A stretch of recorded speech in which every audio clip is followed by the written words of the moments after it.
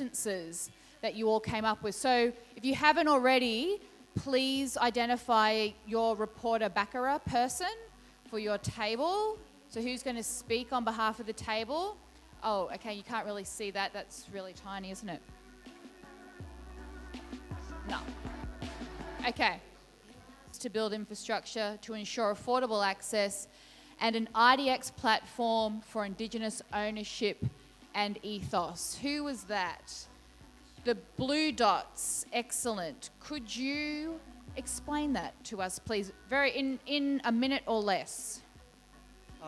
In regards to it overall, the family here at the table all agreed consensus around that there needed to be a stage process and to be recognition of that the learning around the digital space and also it becoming a innovation or becoming a business or economic opportunity was reliant on it being that journey, a stage process from when we go to primary school all the way through to uni, through actually living life.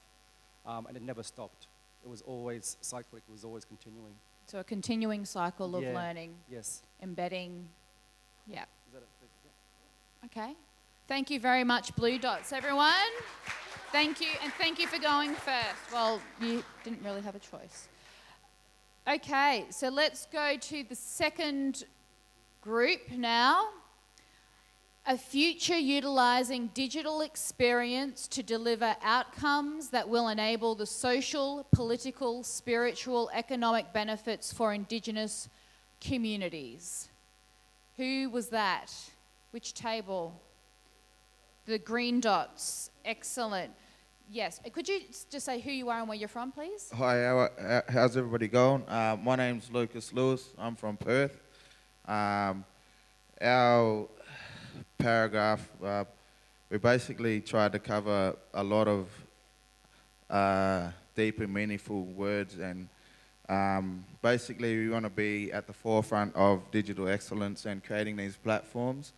And we touched on starting at schools and basically being a part of the process ourselves and doing it our way, and just creating, making it easier, I suppose, for our people to use these digital platforms. So that's incorporating everything. Great. Thank you to the green dots.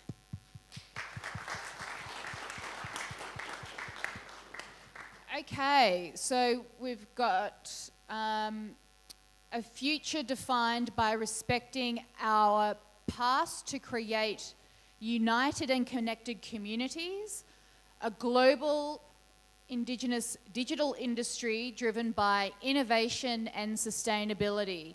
Was that the red dots? Excellent. So Nakima, that was the red dots. So could you just move to the centre, please, because we're live streaming, and just so you get in the shot. Yeah, just in the centre. Thanks.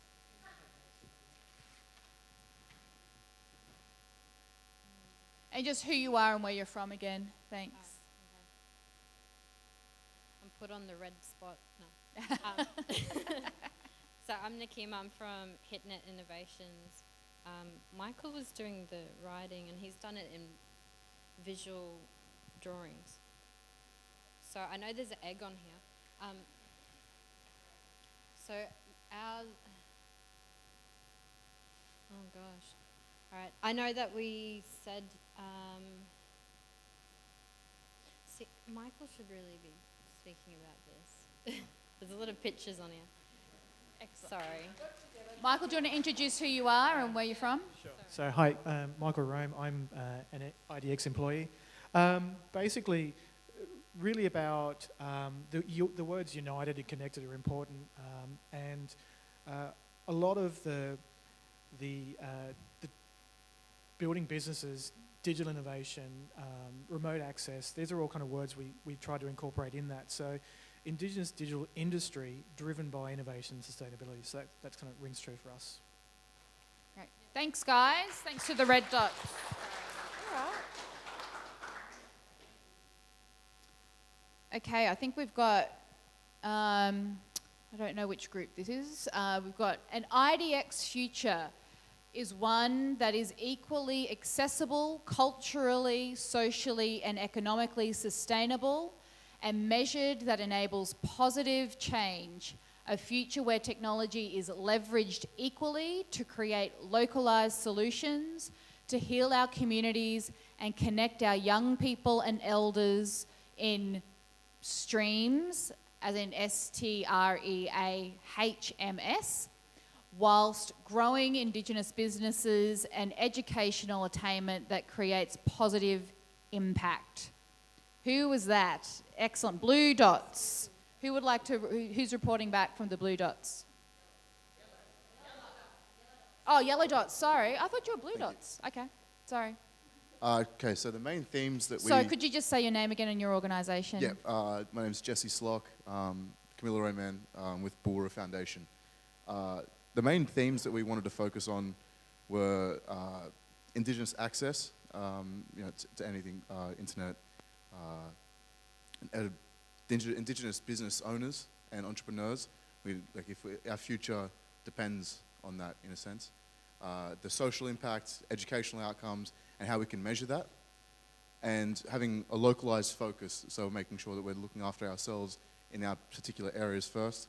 And also the fact that the technology that we're using isn't the be-all and end-all, and we have to make sure that we're only using it as a tool to further ourselves.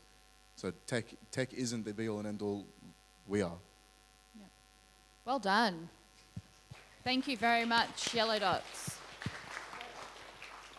And then last but not least, I assume is the white dot table. Oh, one sentence. Very tricky.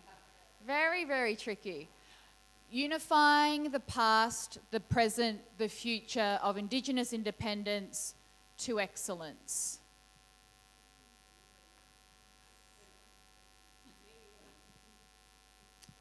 Kia ora koutou. Greetings to the brothers and sisters. We kind of approached it from a more organic point of view, because at the end of the day, it doesn't matter how much technology you have. When the power goes off, you have no technology. So what we did, we looked at it from a real perspective, identifying what the issues are that we've had over the period of time. May it be 1,000 years ago, 500 years ago, this afternoon, or this evening. So we thought, let's put it into one paragraph. And so we've come up with unifying. You have to be united to get to the next part. So we brought in the past, our old people, the future, which is us that sit here at the tables today, and the future, my granddaughter's age, that number 12. And so to bring us back to the Indigenous, because we all seek independence, and that will lead us to excellence. So, kia ora koutou.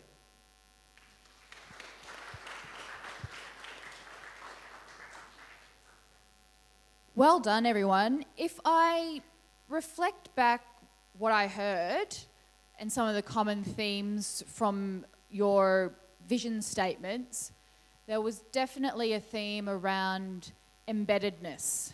So, and this continuity of understanding, engaging with disrupting technology, innovation throughout all of one's life. From I think one of the groups said cradle to grave, that concept of from beginning to end. There's also a sentiment around connectedness, that it's about seeing technology not just as a tool to solve problems, but also to connect at the different facets of our lives and the things that we care about, but also to connect us with the mainstream society, but also connect us to our culture, reconnect us to the stories, the language, the knowledge. There's also seemed to be a theme around how technology can be used to drive independence, drive self-determination, drive your own decisions and solving your own problems. And it seemed to me that it cut across all different areas of life, it wasn't just about culture, it wasn't just about business, wasn't just about education or health, it was all of those things. I just want to quickly get a sense from a few people in the room, and if you feel comfortable, put your hand up. Just some reflections on when you heard everyone's vision statements. What did you hear? What were some of the insights that you had? What did you feel that there was commonality? There was difference? There were things that other groups said that you thought, oh yeah, I agree with that as well. That resonates for me. Anyone want to share any reflections? Zoe. My name is Zoe Gingiwala. I'm a Bunjalung woman. I'm from northern New South Wales, and I work at the IDX team here at NCIE. A common thing that I heard of, and it's something that we spoke of, and it's a concept of well-being. So all of the statements in some shape or form referred to a sense of well-being, whether that be spiritual or physical, cultural, and it's all about going back from the past with our Aboriginal science, our ancestors, and that sense of well-being when we came together and told lore and told stories and shared that, to the present where we've got these technologies that we're doing the same thing. We've statistically got a higher percentage of Indigenous people using social media than non-Indigenous. And then looking towards the future where we're trying to empower our young ones to step up to the challenge of being present in the digital economy. And a lot of them always refer to access. It is an issue, and it's something that needs to be fixed. And working towards that will help our people to actually be present in the digital economy. Anyone else want to share any reflections when you think about the contributions of all the other tables to the future?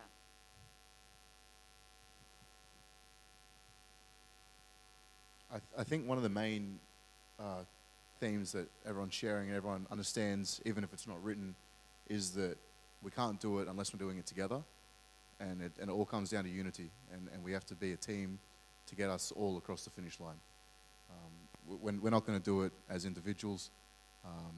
And the individuals that are doing it as individuals will see that that's not an option, and we'll come back, and we're all going to do it as a people, whether it be Aboriginal and Torres Strait Islander, whether it be people over the pond in New Zealand, the Māori. We have to work as a team to push ourselves forward. And then once we're all there, Indigenous people across the globe will be able to push each other forward.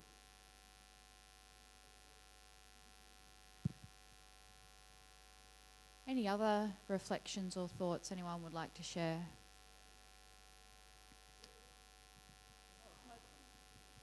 No. You go and then we'll come back. It's not so much what's there, it's probably about what's not there. And just reflecting made me think about it is that, I think we do have to have a conversation. And we went to the Healing Our Spirit Worldwide conference in New Zealand last year. And when we use the word Indigenous, but we know we have Aboriginal people and Torres Strait Islander people, and that access and healing and as I said this morning, some things are different, some things are the same, and I think we just need to have a conversation about that, because that access and some of those barriers are different because, of cultural differences, and I think this is an opportunity to get some of that right, because some of that just gets rolled together and we really don't. I challenge organisations all the time, say, what is the diversity? Do you understand the diversity of our cultures? So, yeah, I think we have to have a conversation about that. Understanding the barriers that stop us from engaging,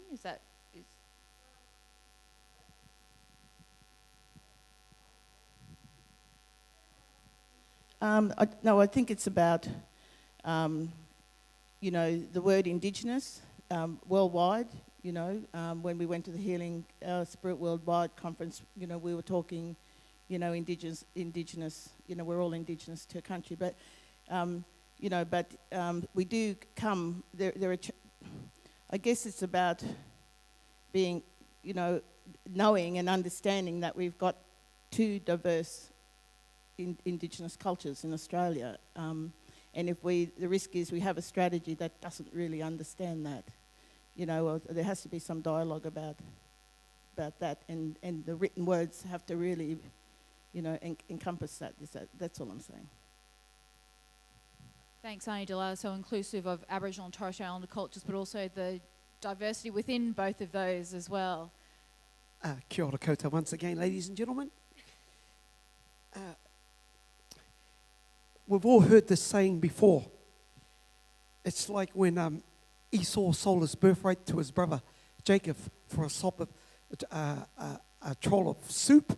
So when I heard some of the statements, it's almost like a business plan. And I think you shouldn't compromise your culture for any amount of money. That's very important because, you know, from basis where we come from, New Zealand, you never compromise your foundation.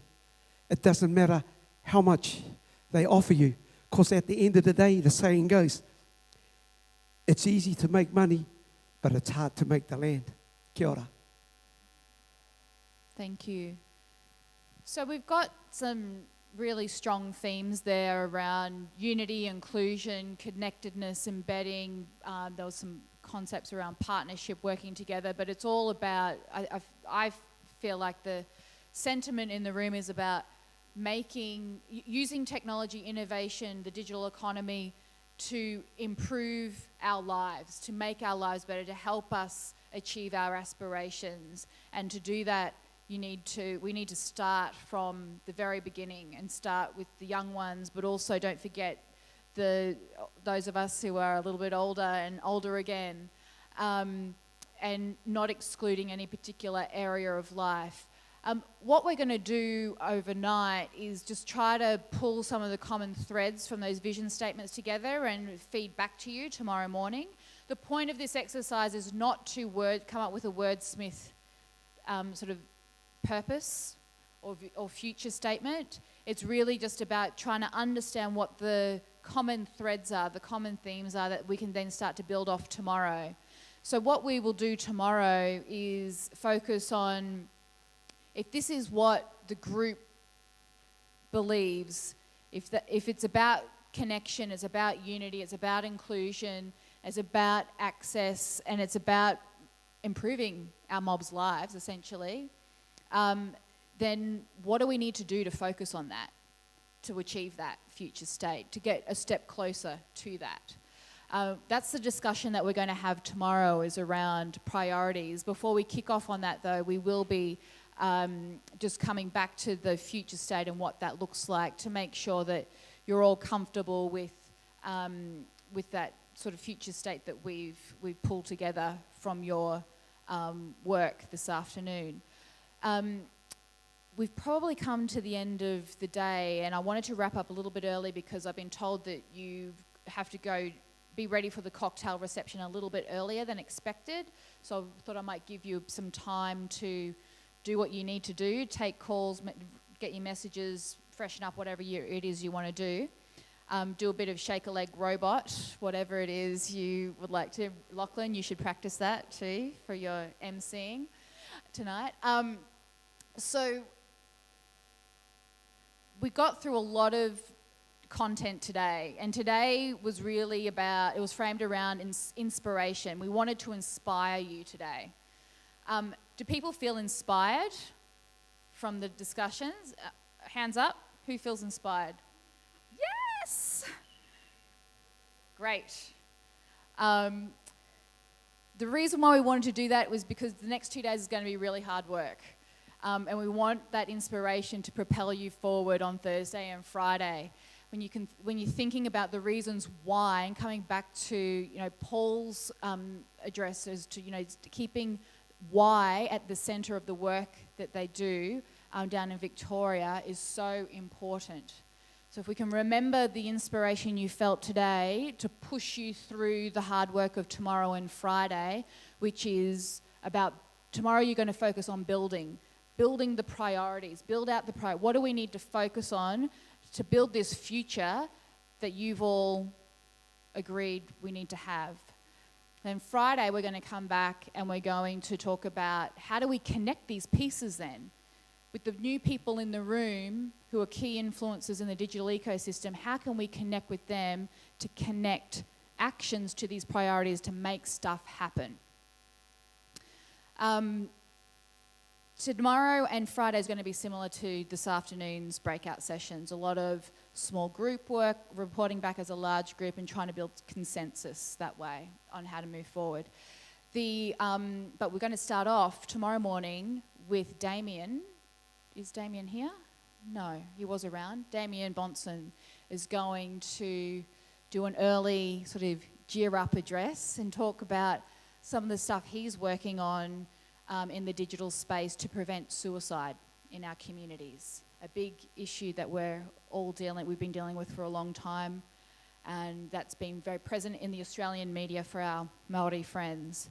So we're going to hear from Damien, who's going to, I think, further inspire you, and then we're going to get into the hard work of setting priorities. So I want to thank you all very much for your participation today, the questions, the comments, thanking people in Twitterverse, thanking them for their participation in asking questions. We're going to pull all of that information together overnight and feed back a bit of a wrap-up from today, tomorrow morning, and then get into the hard work.